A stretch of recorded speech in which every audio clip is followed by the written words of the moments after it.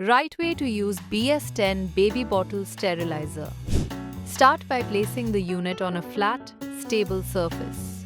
Remove the upper tank and pour 120 to 150 milliliters of purified water into the base unit up to the maximum level.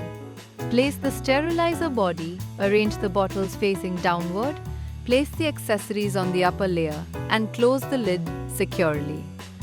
Plug in the device and select your desired mode using the knob. There are 3 modes. Sterilizer plus dryer mode.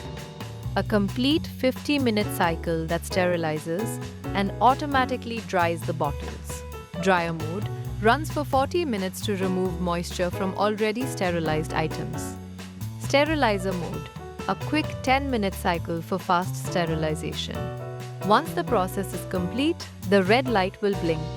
Important, always switch the knob to off before selecting a new mode. Cleaning tips. Allow the unit to cool down before cleaning.